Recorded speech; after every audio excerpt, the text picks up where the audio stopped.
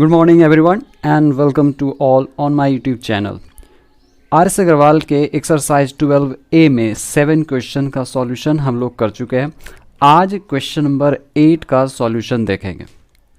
Question number 8 में कहा जा रहा है कि find the time when principal equal to ₹5,000 and amount is equal to ₹6,450 and rate is given 12%। Okay, solution में हम क्या करेंगे, सबसे पहले ये जो गिवन डाटा है क्वेश्चन में उसको हम अपने सॉल्यूशन में नोट करेंगे। सारे डाटा को नोट करेंगे। तो ये सॉल्यूशन है। Given principal equal to ₹5,000, amount rate is given 12% per annum. Amount is given ₹6,450. This is amount and we have to calculate time. Time निकालना है। कैसे निकलेगा टाइम? तो ये सारे डाटा जो गिवन है इसको देखते हुए हम ये डिसाइड करेंगे कि इसमें से कौन सा फॉर्मूला सुइटेबल है। ठीक है, क्योंकि यहाँ टाइम निकालना है। तो हम यहाँ देख पा रहे हैं टाइम का फॉर्मूला दिया हुआ है। इसमें सिंपल इंटरेस्ट की ज़रूरत है और प्रिंसिपल की ज़रूरत है और रेट। यहाँ पर प्रिंसिपल है, अमाउंट है, रेट है, लेकिन सिंपल इंटरेस्ट कहीं पर नहीं है। तो सिंपल इंटरेस्ट नहीं दिया हुआ है, कोई बात नहीं, इसे हम इजीली कैलकुलेट कर सकते हैं। अमाउंट तो है और प्रिंसिपल भी है। तो सबसे पहले सिंपल इंटरेस्ट कैलकुलेट कर लेते हैं ताकि इसमें पुट करके हम टाइम का वैल्यू निकाल लेंगे। प्रिंसिपल और रेट तो हमारे पास है ही, प्रिंसिपल और रेट है। तो सिंपल इंटरेस्ट कैलकुलेट करने की ज़रूरत है। तो इसका फॉर्मूला होता है simple interest equal to amount minus principal.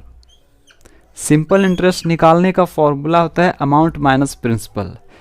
ये भी सिंपल इंटरेस्ट निकालने का फॉर्मूला है जब प्रिंसिपल, रेट और टाइम गिवन हो, लेकिन ये फॉर्मूला तब यूज करते हैं सिंपल इंटरेस्ट का जब अमाउंट और प्रिंसिपल गिवन हो।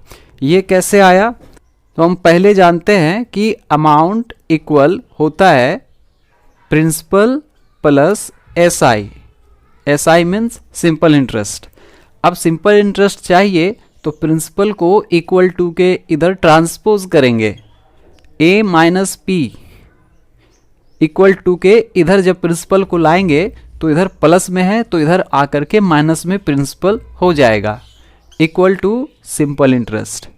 तो ये सिंपल इंटरेस्ट का फॉर्मूला यहाँ से आया, simple interest equal to amount minus principal. तो यहाँ से हम सिंपल इंटरेस्ट डिसाइड कर लेंगे कि कितना आएगा। Simple interest equal to amount, amount means 6,450 rupees और माइनस प्रिंसिपल दैट मीन्स 5,000। अब इसका जब सब्ट्रैक्शन करेंगे तो 0 माइनस 0 0, 5 माइनस 0 5, 4 माइनस 0 4 और 6 माइनस 5 1। अब कैलकुलेशन करते हैं टाइम का। तो टाइम के लिए ये टाइम का फॉर्मूला लगाएंगे। अब सारा वैल्यू पता है, सिंपल इंटरेस्ट, प्रिंसिपल और रेट, सारा चीज़ पता है। ये टाइम का फॉर्मूला हम लगाएंगे। सबसे पहले हम टाइम का फॉर्मूला लिख लेते हैं। Time equal to simple interest into 100 divided by principal into rate. ठीक है, ये टाइम का फॉर्मूला हम लिख लिए। अब time equal to simple interest का वैल्यू पुट करो यहाँ पे 1450 into 100 divided by principal that means 5,000 and rate 12%। अब यहाँ से देख पा रहे हैं 2 0 ऊपर और 1 0 इधर, 2 1 3 0। इस 3 0 से नीचे का ये 3 0 कैंसिल और 5 से ये 29 टाइम्स में कैंसिल, 29 5 जा 145 होता है। ठीक है, अब हमारे पास बच गया है 29 डिवाइडेड बाई 12। अब इसे मिक्स फ्रैक्शन में चेंज करेंगे, तो मिक्स फ्रैक्शन में चेंज करने के लिए डिवाइड दे लेते हैं 29 को 12 से, 2 टाइम्स में 24, ये घट करके आएगा 5 और ये कैंसिल। तो यहाँ पर आ गया है 2 एंड 5/12, ये आ चुका है। अब यहाँ पर इसे ऐसे भी लिख सकते हैं, ये जो आगे में 2 है होल नंबर में, ये 2 ईयर का काम करेगा, कंप्लीट ईयर। और ये जो 5/12 है यहाँ पर इसे हम बोल सकते हैं 5 मंथ्स, 5 मंथ्स। यहाँ हम 5/12 को 5 मंथ क्यों लिख रहे हैं उसे थोड़ा समझने का कोशिश करो। ये ईयर है, ठीक है, ये ईयर है, ये 2 कंप्लीट 2 ईयर है, होल नंबर में जो 2 है वो कंप्लीट 2 ईयर है, और 5/12 यहाँ ईयर है, लेकिन इसे मंथ 5 मंथ कह सकते हैं। ऐसा क्यों?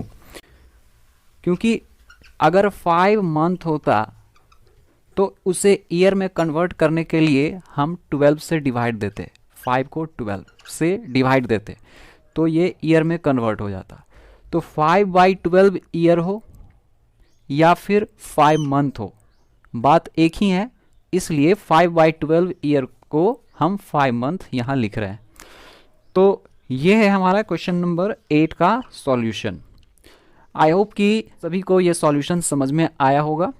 अब नेक्स्ट क्वेश्चन हम अगले वीडियो में देखेंगे, और सभी से ये रिक्वेस्ट है कि किसी भी तरह के डाउट्स अगर होते हैं, मेरे इस वीडियो को देखने के बाद अगर किसी भी तरह के डाउट्स होते हैं तो आप कमेंट में लिख करके उसे क्लियर कर सकते हो, और अगर कोई स्पेशल टॉपिक आप सबको चाहिए मैथ्स में, वो भी आप कमेंट में लिख करके मुझे बताएं। ठीक है, थैंक यू।